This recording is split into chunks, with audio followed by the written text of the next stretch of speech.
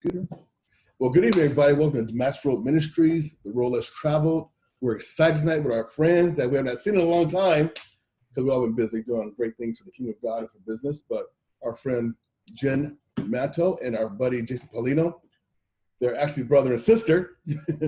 And we actually come tonight to talk about, it's kind of a two-parter, really. You know, it's spiritual waking and financial waking together because Jason has an amazing testimony. We can't do it all tonight, but we'll have him separately one day and talk more about what he went through, how God brought him through, but how the financial arena and what they're involved in, what we're involved in, actually saved his life financially and spiritually and saved the whole family. So everybody know my wife, Maria, Lonnie. You guys introduce yourself, tell who you are, your background a little bit, where you came from, take about 2-3 minutes for each other, and just share who you are and about you. Oldest goes first. Oh, oldest goes first. Oh, he already gave it up. He already gave up the secret. It's so funny. Well, I'm Jen Manto. I'm married. I have a husband. We've been married for, actually our anniversary was on the 5th. And congratulations, Gerald. We love Gerald. Yeah, with Gerald, it's been 15 years. And we have 3 little girls. I have Jaina, who's 11, Jalea, who's 6.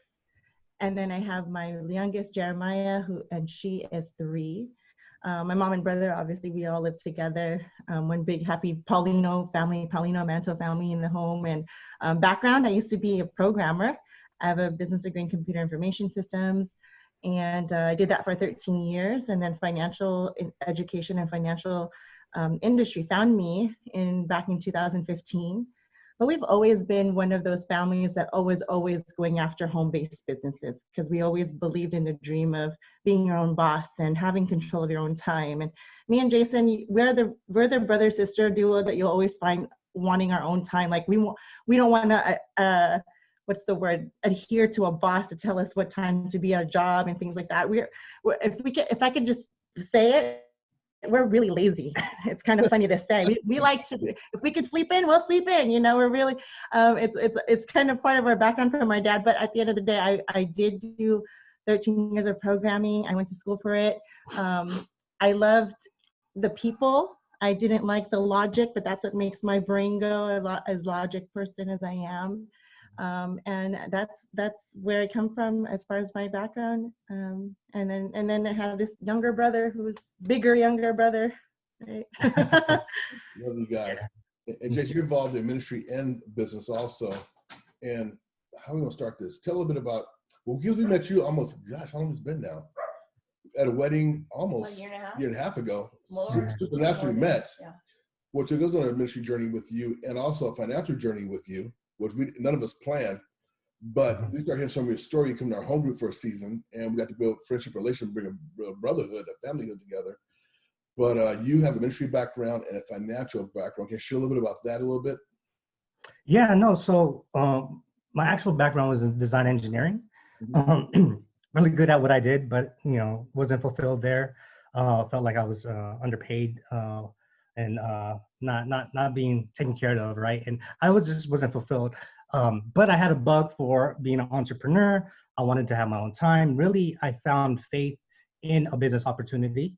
And from there, I saw that there's a platform here where we can, if I found my faith through business, there's a platform here where I can share my faith with other people because everybody around our business opportunity are all developing personally and leadership development. So we also talk about spiritual development. So that's how I got involved in, it was first pursuing financial freedom, which turned into spiritual freedom. And then from there, I got introduced to financial services. So that's kind of how that happened.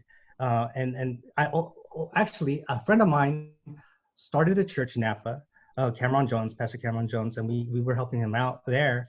And I actually was being groomed to be a junior pastor, not a junior pastor, but pastoring the kids. A youth pastor, my brain, right? So anyways, we took the kids to a Jesus Culture conference in 2009 or 2010, I believe. And I was supposed to be a chaperone, right, for these teenagers. And I was the one that was getting wrecked. It was the first time I really met Holy Spirit and God at this conference. And I was in front of the stage, like on my knees, just weeping, when I'm supposed to be watching the kids, And then I found out that they had a ministry school there.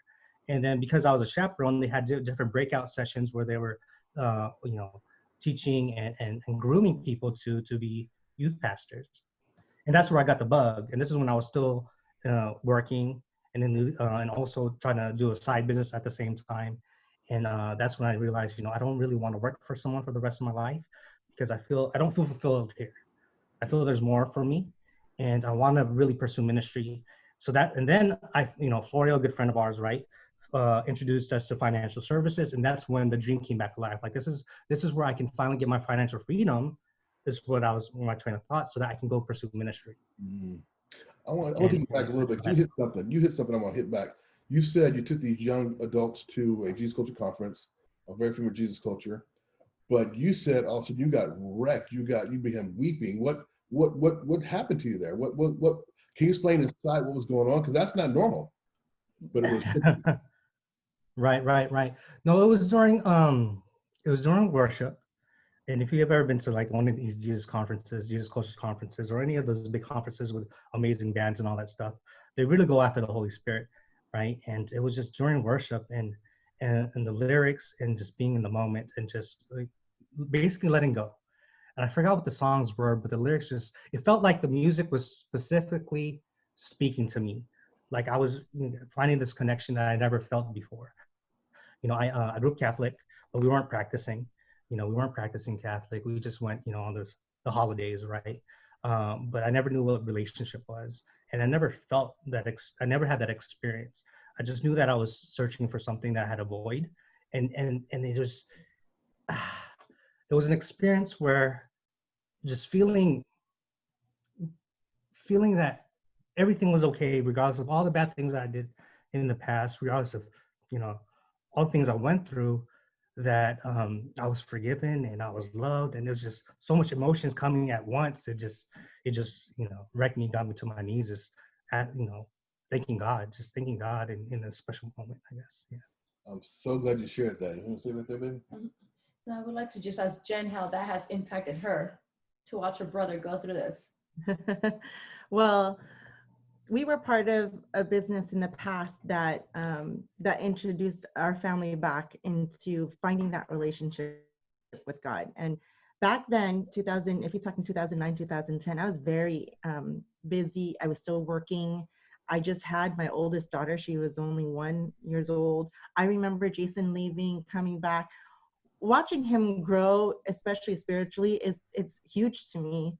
And it's hard for me to talk about without getting emotional, because I see he goes after God's heart. He's after it. And sometimes in a way, I feel like, oh my goodness, I'm his older sister. I'm supposed to be the one to kind of help him through all these things. And here I am watching him and kind of just in awe. And at the same time, I'll be honest, there was times back then when I was just jealous and saying, why does, growing up, and this brother and sister, growing up, I was always the straight A student. I always want to make sure my mom and dad were happy about me, and always wanting to prove to them that I'm going to be perfect for them and whatnot. I always did the right things. I never got into trouble. I never did anything bad. I never, all those things. I was the black sheep. Well, I was the opposite. He did all the other crazy stuff, but my father will still always say I'm the black sheep because I always stood up for what I knew was right. And so growing up, like seeing him go through that, I kind of was at a point where at one point I'm like, why does God bless him more than me now? Like, at one point, but I understood, and growing up, especially our background of being, this is a whole different discussion, being brought to the Philippines and left there because we had no babysitter here and all that. Like, we had only each other, but no matter how angry or jealous or whatever feelings I have towards him, it never goes away that I just want the best for him. You know what I mean? It's so weird. Siblings should love each other that way no matter what, but I always remember my father always telling us, you only have each other. It doesn't matter what happens to you two, you guys don't forget you have each other, right? And so yeah, that's what I went through as far as watching him, and then watching it even more develop now into where he's at now with Resilient Faith Ministry, meeting you guys and being the go-to person of our financial community, of our business, and of our friends in business with us, going to him and asking for advice when it comes to our faith. It's just amazing to watch, and there's no jealousy whatsoever anymore. I'm like, that's what God's using him for, and I'm being used by God for something else, and I'm okay with it now. Right. Yeah, I just want to say thank you for being vulnerable and sharing those feelings, because it shows the reality of what life is really like. It's not like we're perfect, we have it all together, and it's just showing, anybody listening, how it's real, how, we feel these things, and I mean, I just love it. Thank you. Yes, and how there's a place for faith and business together. And I'm gonna go here real quick. I know we can go the whole testimony tonight, but Jason, you got really sick. Matter of fact, you were diagnosed with cancer. Matter of fact, I forgot what it's called again. It was called Hodgkin's lymphoma. Yeah, and they gave you a death sentence. They gave you something like 9 to 12 months, 11 months to live, something like that, right? Mm-hmm. And you guys were very successful in business. Your businesses were growing. You're helping other developing leaders in business, helping entrepreneurs. You guys were doing your we call it shaking and booming and moving, right, and grooving, making things happen. But then you came down with this diagnosis. Like I said, you came with a full testimony. Now, can you share just briefly what happened to you in that moment? Because you're very young. You're a very young man. How old was I? I was like 34. 34. How old I'll keep track of the age. You were 34. Yeah, no, I was 34. So everybody knew me in this financial world as the guy that was pursuing finances so that I can get financially free to go pursue ministry, right? So I had this goal to be able to hit this certain promotion, or just certain level where I can go ahead and go pursue ministry, where things would be taken care of financially. I'd be okay and I can go pursue ministry. And that was my goal. And in October of 2016, my back started hurting really, really bad. I felt like I pulled something, but I had a deadline to hit this goal by the end of the year, right? And I just had to hit that goal so that I can go to ministry school the next year. And so I just kept pushing through the pain by to make this story a little bit short. By January 2017, basically I was paralyzed from the waist down. So what they found was there was a tumor that actually fractured my spine. It was pushing against my spinal cord, which is why I was paralyzed. And then they had to rush me to San Jose Kaiser and take that out and put my back all together again, basically, and said that you're probably not going to walk again on your own, and you have 12 months to live, basically. But luckily we were in a position where we weren't worried about finances because of our business. I was educated on having living benefits, or because I was diagnosed as terminal, my life insurance policy paid out completely tax-free to take care of us. Because not only did I lose my income and all that because I couldn't work no more, my sister took a whole year and a half off basically to take care of me, and she's self-employed as well. So but luckily we didn't have to worry about none of that. We paid off all the debts. We didn't have to worry about finances whatsoever, especially when people get sick. That's one of the biggest issues, is stress. And a lot of times it's stress over finances. So luckily we had the proper policies in place. We just focused on healing. Just to cut the story a little bit, shorter. I basically was given the death sentence, but I knew that it wasn't it for me. It wasn't it, because I knew that my purpose was way bigger than just this. Like, I didn't get to where I was supposed to be, or me and God didn't get to do what we were supposed to do yet. So when you're sitting on your deathbed, basically you think about what you would regret. And I should have brought the tissues over here. I didn't personally, so. Yeah. And automatically I thought, I regret not having family, like wife and kids. But you can't regret something you can't control, right? And that's a blessing that you can't control. And then immediately I thought, I never got to pursue ministry. I never got to ministry school, even though I worked so hard to get there. Like, I literally broke my back to get to that point, and it's still missed short, right? And here the enemy is trying to wipe me out, And I just told God in a prayer, just real quick. I told him, if you heal me from this, I promise you,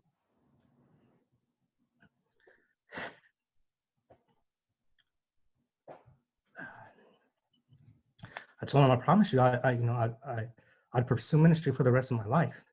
And then I thought about other people that aren't pursuing their purpose or calling, regardless of what that looks like, and how much.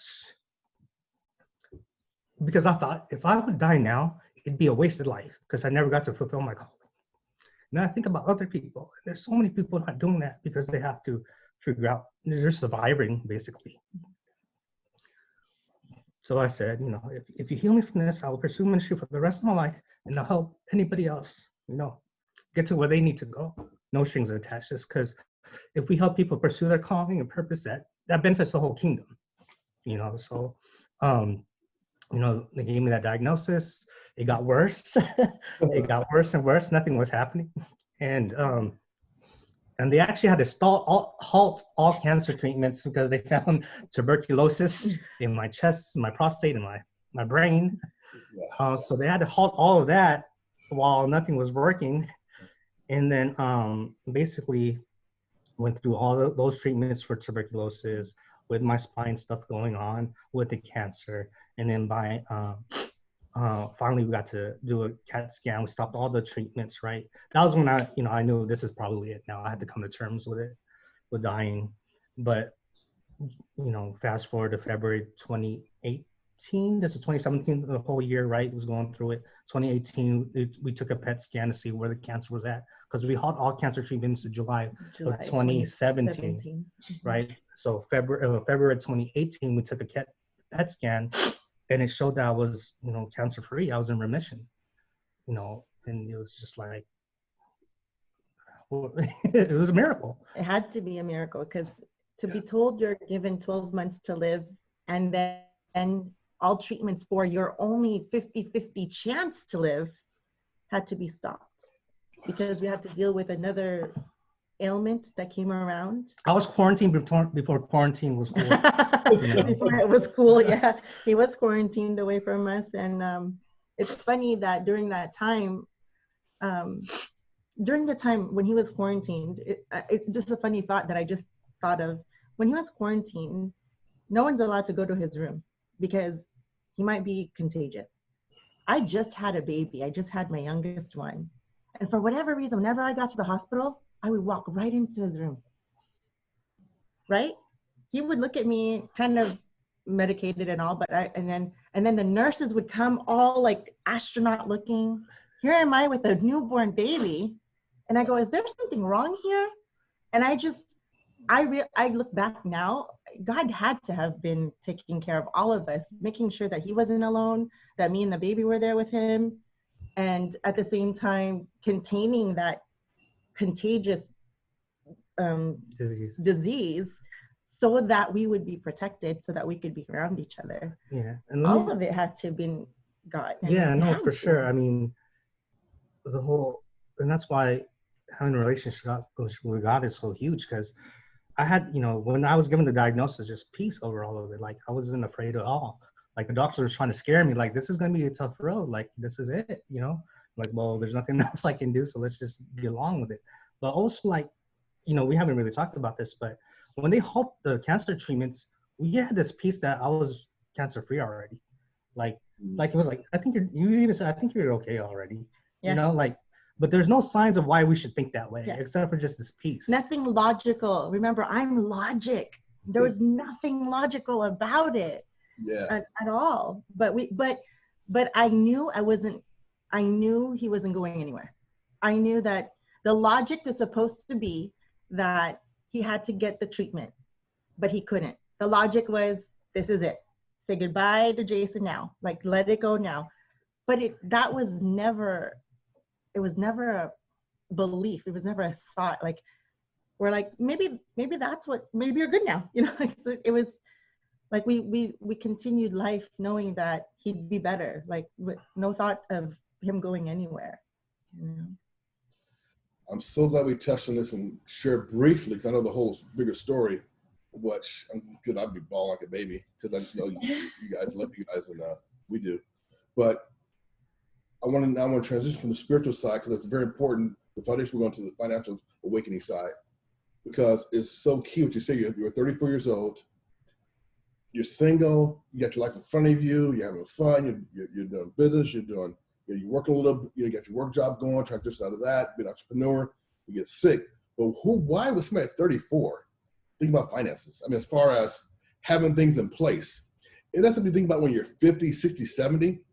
I mean, most of America doesn't think, I'm not trying to judge America, but most common people don't have that mindset. Can you guys talk about the financial awakening side and why it's so important, especially now with COVID, what we get through this last almost several months, almost a year now?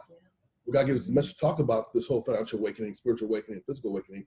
Why is it so important? Why financial awakening is so important, and how it tied in to helping your family through this crisis that most families can't make it through financially. It destroys most families, or splits most families, or devastates most family alone, besides dying because of the extra stress. There's a lot there. So. No, let me start, and you can fill in the gaps. Yes. Yeah. She's the brains of the operation. Because I started it basically. So it was, she went through the whole, American dream route, right? Like going to college, getting a degree, then working for your dream job, and, just doing all the things you're supposed to do that they teach you that you're supposed to do. And she was successful at that. And she made 6 figures doing that, as a programmer. And I didn't do that. I was, honestly, I was a high school dropout because I was very troubled. I was a high school dropout. I didn't know what I wanted to do. I just then went to a design engineering school just to finish that off, just to get paid. But I knew the reason why I didn't know what I wanted to do also is, my sister kind of alluded to it earlier. We were left in the Philippines when I was 6 years old because we didn't have much family here. And my parents were working around the clock, so they didn't have no one to watch us. Before it was my grandma, my mom's mom, but she passed away, so no one was watching us. I'm sorry, my dad's mom. So no one was watching us. So my parents' plan was to leave us in the Philippines because they had to go to work. So, at 6 years old, the only thing my family was telling me was, your parents had to leave you here because they had to go to work. So my whole life, I was like, I'm never gonna go to work. Because I equated work to, you have to leave your family. Abandoned. You have to leave your family. So, I was troubled in high school, doing all the bad things like we talked about earlier, especially because I didn't have no direction. I was like, I'm not going to go to work. Like, I really don't know what to do with my life. I was really depressed. I was suicidal. I really didn't know what to do. Things turned around for me because I had a friend that committed suicide that really, it messed me up, but it saved my life because I saw how much damage it did to me and the people around that he did that happened, and I knew, though I didn't want to live at the time, I couldn't do it to my family or friends because they would be devastated too.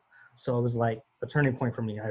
It's either I do it or I turn my life around from here. That's when I decided to go to school, started getting better, and then that's when I first got introduced to my first network marketing business. My sister was doing great at her career, but I saw it now. Wow, there's such thing as financial freedom, right? So I bit because I was doing great in my career as a design engineer, but I saw my superiors who I was, the corporate ladder. I saw, wait a minute, I'm supposed to be a project manager like that guy one day, but he's here 60, 70 hours a week. He looks 10 years older than he's supposed to look, and he never sees his family. Like, wait a minute, that's exactly what I didn't want to do. That's what happened to me, with my parents. So I was in the looking window, and one of my best friends had this network marketing business and was talking about financial freedom. And that's where I decided to go ahead and jump into that. And that's where I actually developed a lot personally. And that's where I found my faith, because my favorite leaders always talked about God, and I always got chills when they spoke. And that's how I kind of, wait a minute, I got to figure out this faith thing as well. And from there, I kind of pulled my sister into it. We kind of fought. We fought a lot. Mm-hmm. I kind of pulled her into that, and because, she's amazing. So we that's kind of how we got started, and just pulling her into it. But yeah, for me, it was, I always knew that I didn't want to work for people if it was going to take me away from my family. That's good.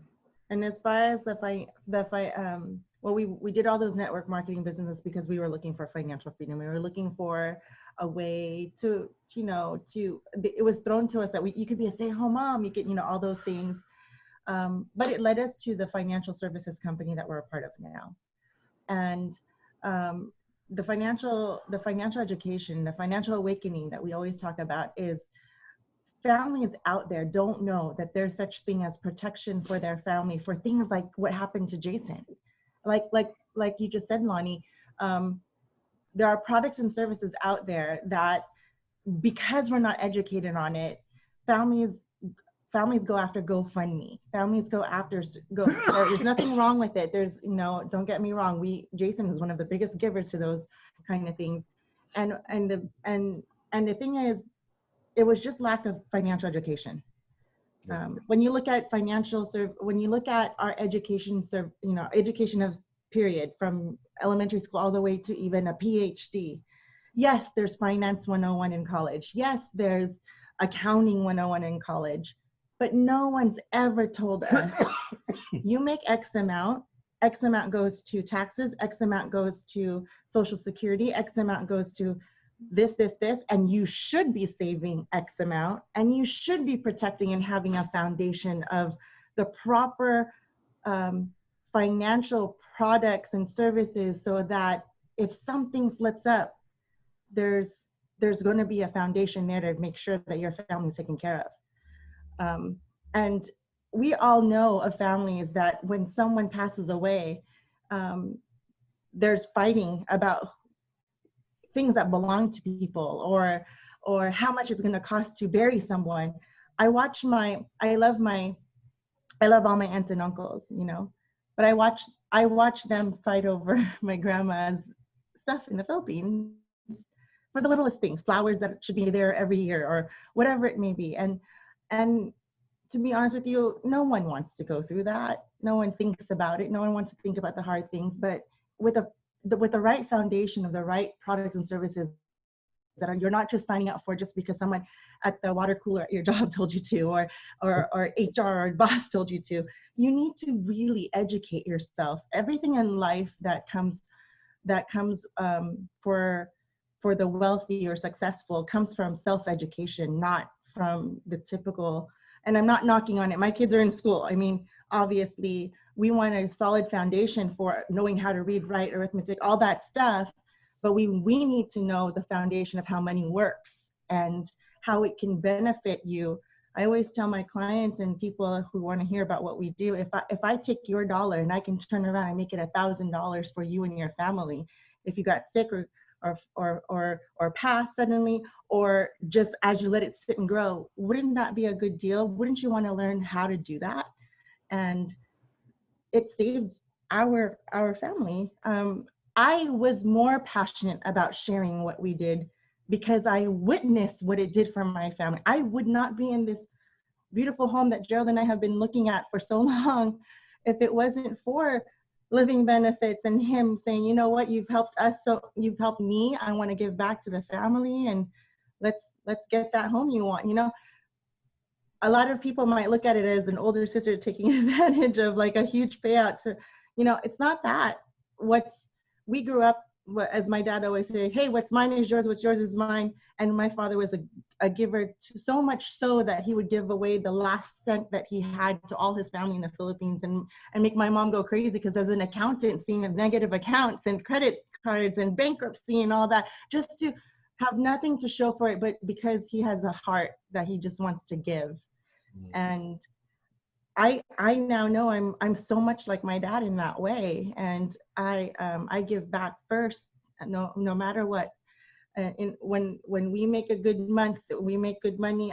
10% goes to tithing first and foremost, and the other 10% goes into my savings account, and we don't touch, and we just live by that, and we're thankful to God for it all the time. But financial awakening, financial education is important. It's important. It's the foundation. It's a foundation of everything. I wish that they would have it as a foundational thing for schools. Well, yes, go to elementary school. You want to say that before? Yeah. You know, so let's go back a little bit. So you hit on one little area, which is a big area that people don't know about in your world. our world coming, part of that now, our family being protected is living benefits. Mhm. Can you explain that a little bit? Because I know it's just one little sliver, but a very important sliver in the whole picture of what you guys do for families. So what is living benefits? Living benefits basically is, when I say, let's just go backwards first. When people think of insurance, right? Oh no, they're talking about insurance. You Yeah. have car insurance, you have insurance on these little guys, you have insurance on everything you feel is valuable. Isn't your own life valuable? Right. Who pays for those insurances, by the way, right? You working. So what is the insurance to take care of that income? But most people see it as death insurance, right? Life insurance is known as death insurance. It pays out to the family when you die. As my uncle said, why should I buy life insurance? It only help your cousin, not me, right? But living benefits is a whole different thing. It's true life insurance, that it truly replaces an income even if you stay alive. In the example of Jason, if you become critically, chronically, or terminally ill, that you cannot work. And yes, there's health insurance. Health insurance covers your medical bills, your medication, all of that. But who's going to cover your mortgage? Who's going to cover your children's private school? Who's going to cover the food on the table when you can't work? And that's what living benefits does. And that's what it's able to do. So when Jason was sick all that time, couldn't work, and you was caretaker, so you couldn't work, you had to stay away from a 6-figure income. You tell me that was covered? That was covered. So that had to cost more than covered. That's cost that had to be he must have had a policy that cost lots and lots and lots of money to put that in place. Right. I mean, it cost him a lot of people think it's a lot of money. It is not even close to that. People think, I'm so sorry. Somebody found me. It's raw, uncut. This is uncut, raw stuff. Someone found me. Family. Right? This is Jeremiah. This is my youngest. Family. This is a family gathering. Yes. For like I said earlier, if I could take your dollar and I could turn it into $1,000 for your family. So Jason wasn't paying very much for his age and his health. He was paying, I don't mind, $43 a month for 7 months. $43 a month for 7 months, and then another tax-free retirement account that $100 a month for 12 months. So that's $1,500 total within a year's period of time. And after 7 months of having the $43 a month, can you imagine receiving a check for over $606,000, completely tax-free? That replaced my income. That's a tax-free. Never pay it back. And it's not income. And I'm alive. Right. I said that for a purpose because we got married 3 years ago, over 3 years ago, and about I don't know how long it's been now. A year ago, we was at Florida. I don't know what the time was. And we all met through Jason, and Jason never put nothing on me. We started building this brotherhood, this friendship, and I said, "Man, what do you do?" And so when the husband and Florida started speaking, I'm like, my wife's not protected. We have a house, we have cars, we have things, right? And so Florida came by the house when they sat with us, and I cried. I just cried in front of my wife. It was no guilt trip. He was just stating about facts of life, facts of finances, nothing like, no pressure, just like I knew something was missing, but I was always scared to ask.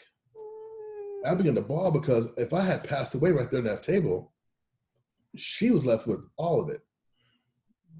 All of it. I can say now, we are so protected, and the little bit of money we spend a month, we didn't even miss it. It's like, well, we made money also, but it's like there's just a piece about that. Now, that's the one time I can say I felt like a true man when I knew my family was protected if I leave this earth. They're protected financially, and they don't have to worry about going forward without me and struggling. Right. Or vice versa. If she checked out, got a call home with Kevin earlier, I'm covered to keep moving up my life.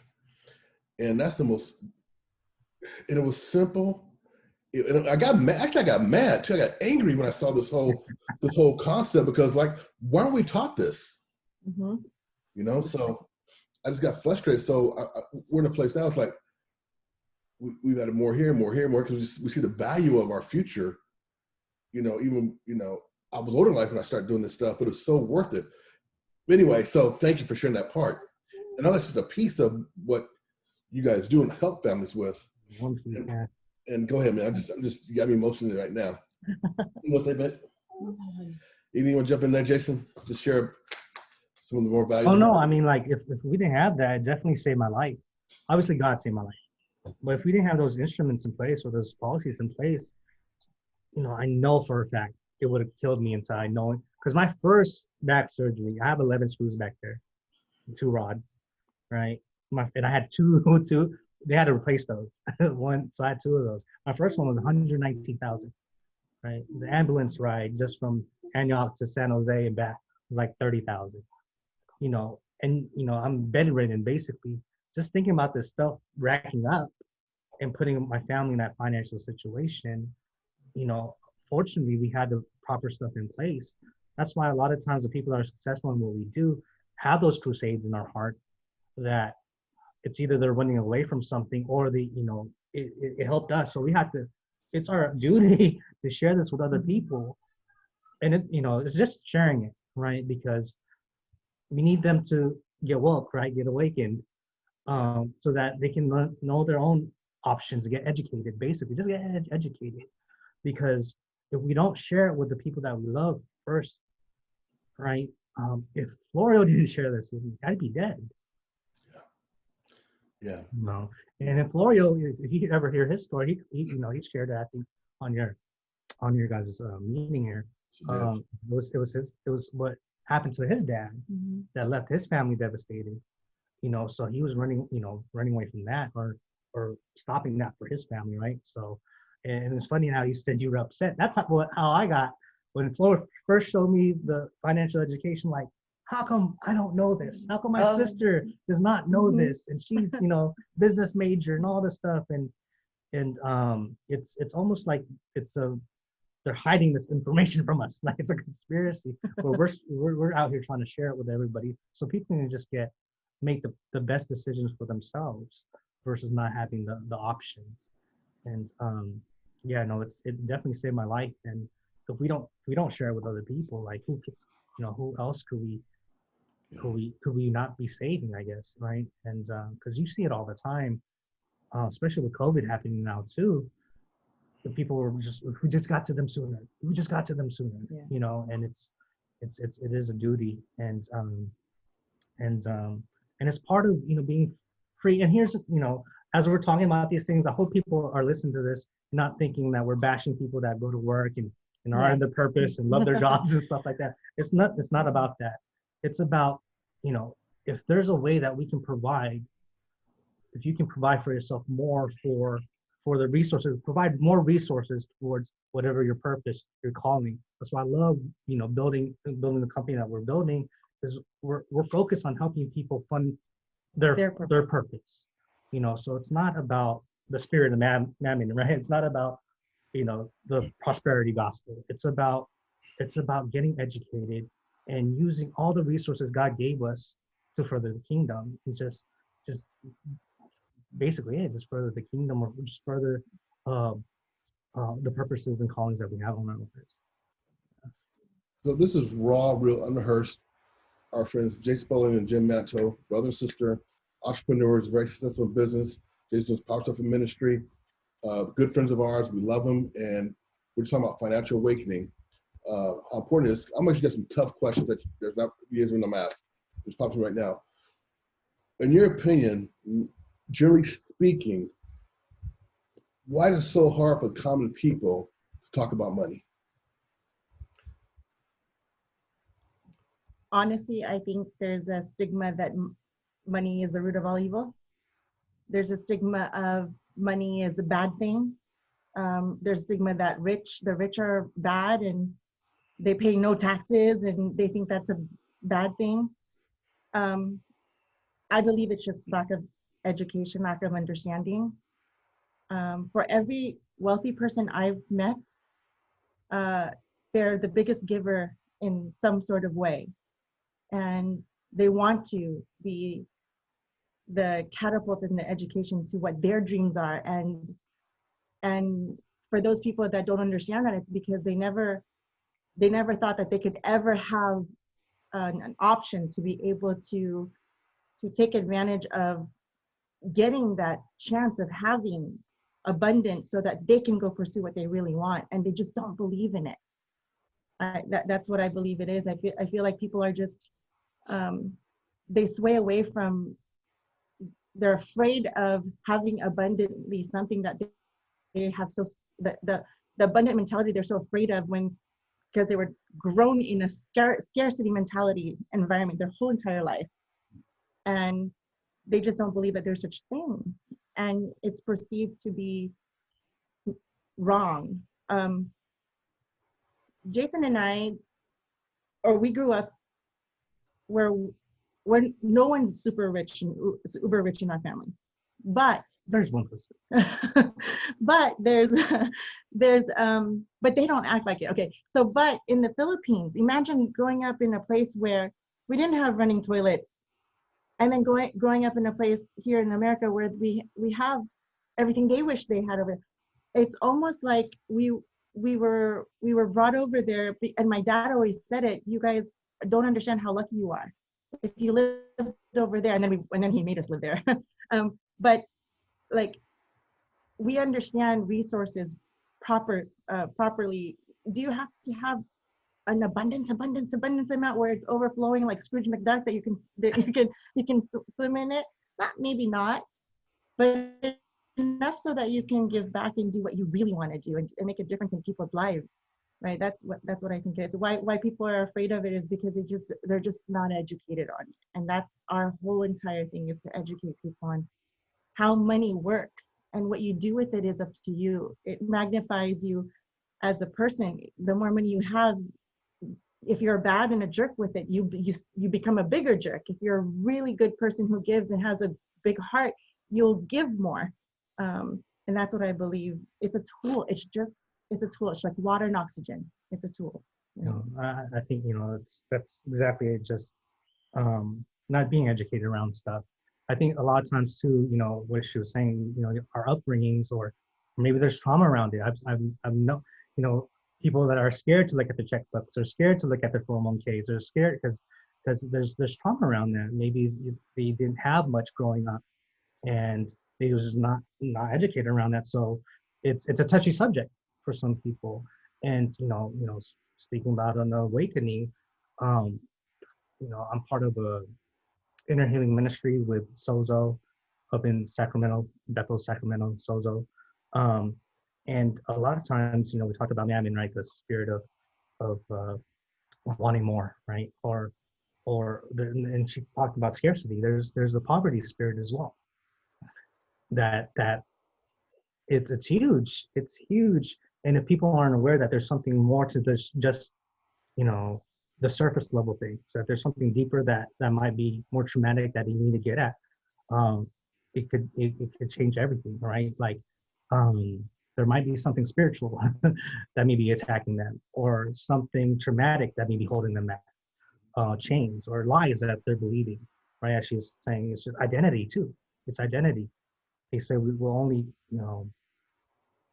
we'll only go after what we believe we deserve.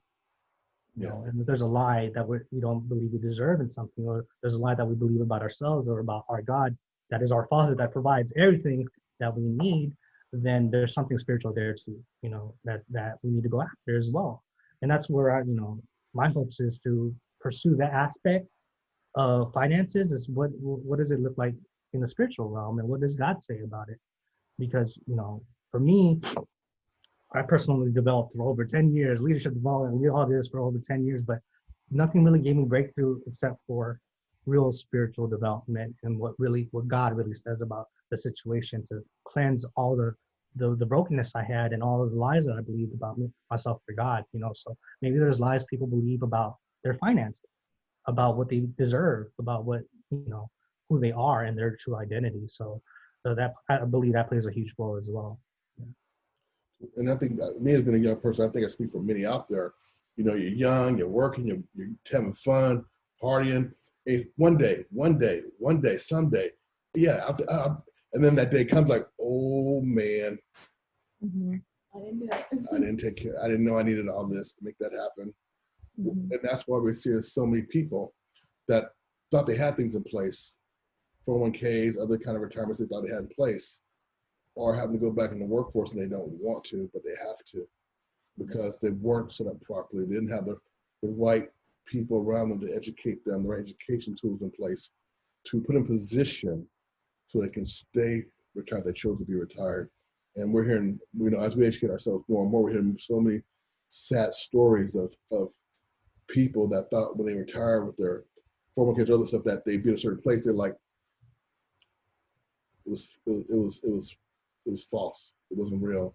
It was a pipe dream that they didn't know better for. They're trusted people that thought they had their best interest in heart, but they were just honestly about a dollar. And it's sad, but it's true. We're hearing more and more stories.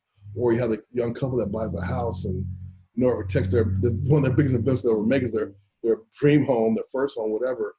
And nobody puts a protection in place for pennies on the dollar. And also when one of them passes away, gets sick and passes away, they have the dream home's gone for 6 months to a year. Nobody put protection in place to hold that dream in place for them. And as we educate ourselves, Maria educates ourselves more, we're hearing these stories, we're meeting people, and it's heartbreaking because that is not what the American dream was supposed to be, So I'm not gonna look deep on that. I don't go too further than that, but I know, yeah, because we can go there, but that's not. And I'm with So I know you guys are busy people. Wait for your families tonight. You got other means to get to. I know that, but in closing, give me 36 to a minute about just share your heart why it's so important to just. I know you shared a lot about it, but you can say one or two few things to say why people just start begin to educate yourself about your future financially, both of you. And how they could how can they come across that? Like what can they reach out to you? How can they get in contact to get this free education and along that? Yeah. And I love what I do. My team that watches me help a family. I get humbled by them telling me, Jen, I know that I can tell you love what you do or you're passionate about it. Do we get paid well? Yes, I'm not going to deny that.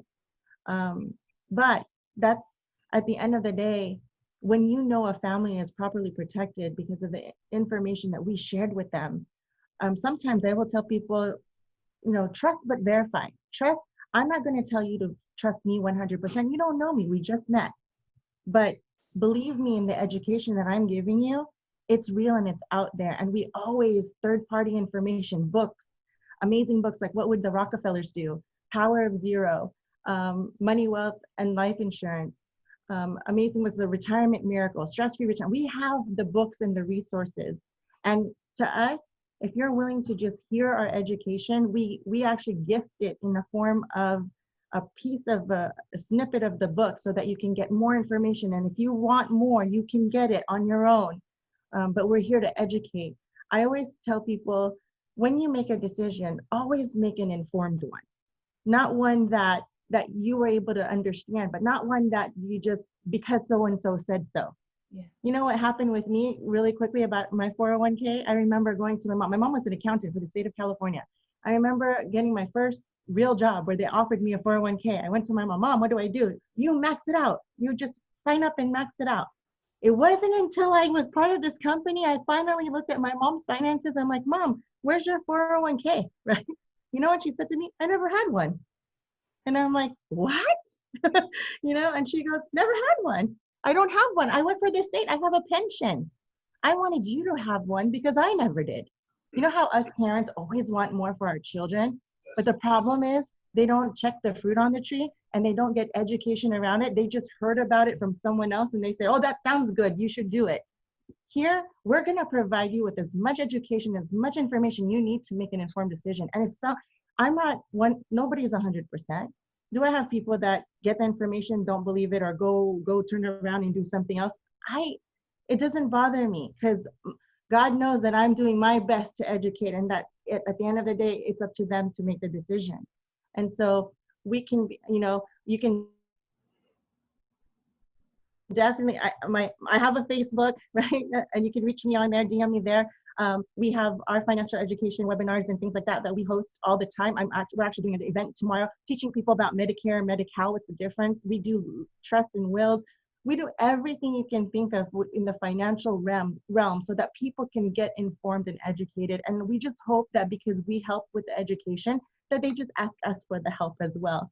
And when you're educated and can make informed decisions, you never feel like someone's taking advantage of you, right? And that's the stigma we get. Like, you guys get paid really well, so you're taking advantage of us. No, we're going to educate you first so you can choose what's best for you, so you won't say that I chose it for you, right? And that's a big difference with the way that we educate when it comes to the financial services. Right. So by all means, yes, through Lonnie and Maria, you can contact us, and we're definitely here to share. Definitely. Yeah, no. Just hit up Lonnie and Maria, and they can filter them to my sister.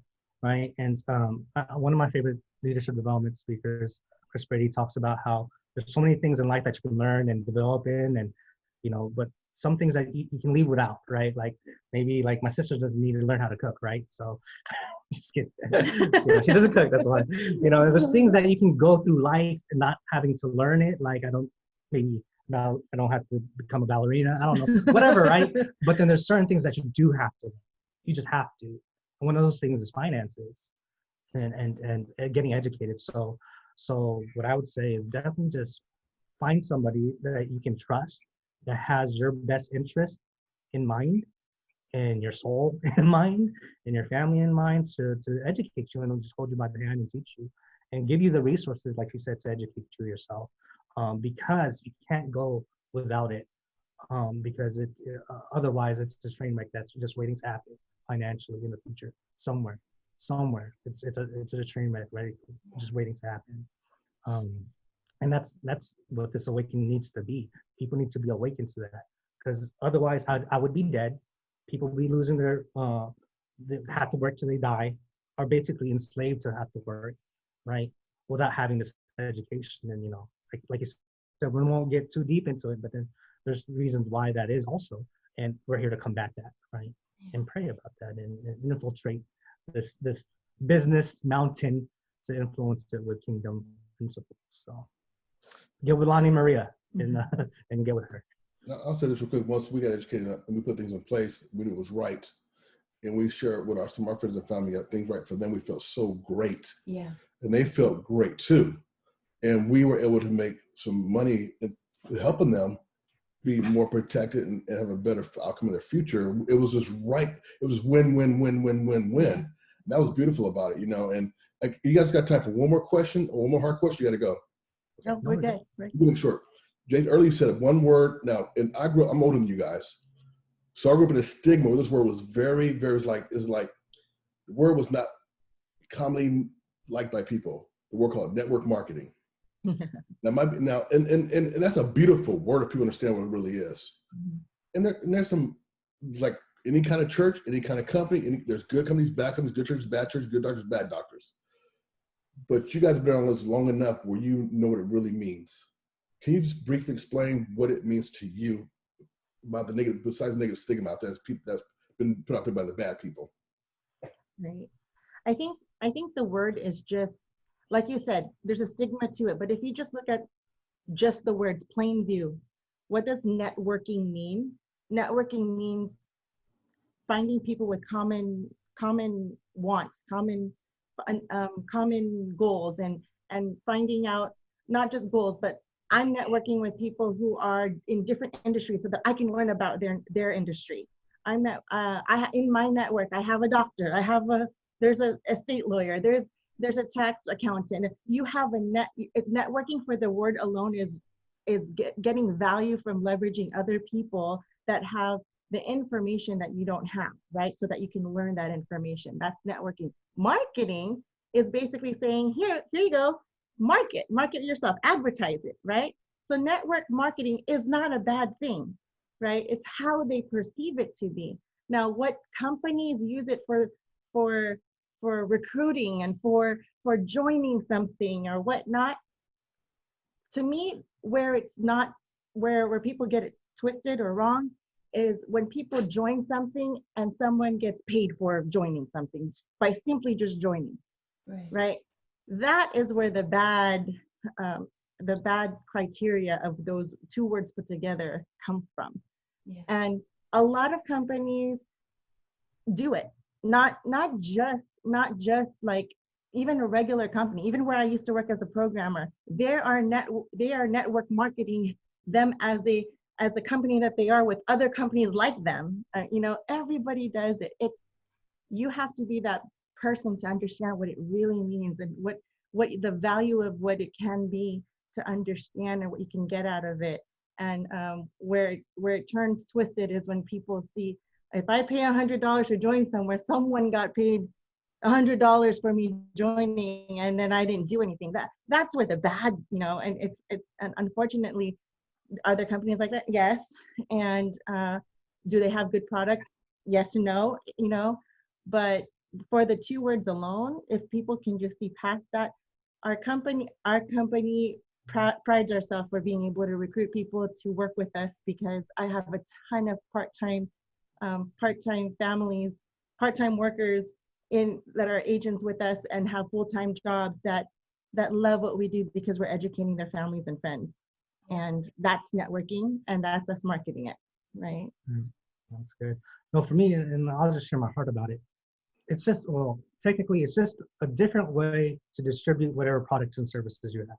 You can sell it at the stores, whatever it may be, right? Or you can get it through relationship marketing, right? For me, if the products and services are good, and I trust the people, and they're not trying to, push stuff down my throat, I'd rather support my friends than Target or Amazon or, you know what I mean? If the products, it's just a different way to distribute products and services. Where it does get hokey is when people are just, the service, whatever product and service is not that good, and they're really just headhunting just to make money, but a lot of the stuff that we have in our home is from supporting other people because it's a great way to have a home-based business. If your heart is right, you're really not doing it. You're doing it for a passion to share whatever the crusade is for that company that you're a part of, right? But if you're doing it straight for money and you're doing it in a sleazy way, then yeah, it could be that way. Like you said, Lonnie, with anything, there's going to be good and bad. And a lot of times, there's a lot more bad than good, like Sturgeon's principle, right? 90% of things is crap, right? There's just 10% that's good, and it's just really dependent upon your relationship with these people, and if you trust them, and if what they have is really good. So, it's just a way of distributing things, and if what they have is good, then so be it. But and as long as the relationship is intact too, if people are using people, that can get weird as well. But if it's more so about, the relationship and truth and love, I'd rather support my friends versus other companies that are out there. Yeah. That's what too about you guys, because I am too. You're licensed agents. You're licensed with the state of California. You are regulated. You are licensed with the state of California. That's several states actually. Now. multiple states. Because of Zoom. Thank you, Zoom. Because of Zoom, yeah. Zoom, yeah. So, and that's what's important. That's really important because you guys are really by different states. So you're not some some guy working on the side of his car doing this thing and $100 because you guys are regulated by the city of California. Listen, we miss you. We know we got to get back together. So you can start lifting a little more. We miss you guys. We love your family. Tell mom and the kids and Gerald hello. Give them hugs for us. We appreciate the time there with your family. You're very busy. We appreciate taking a little time for our friends tonight. We didn't even touch the tip of the iceberg. We're just planting seeds out there right now. People, you want to hear more of their hearts and what they're doing, get a hold of us, email us, DM us. We'll get you a hold of them. They'll give you a free financial assessment to help you see what direction you want to go in. There's no pressure. It's all in love and faith. And you guys, thank you. We love you, and we'll get together soon, okay? Thank you. Thank you guys so much. Love you guys. Miss you. One thing, I'm sorry, I forgot. I just dropped in my spirit. I said it's God. Pray about it.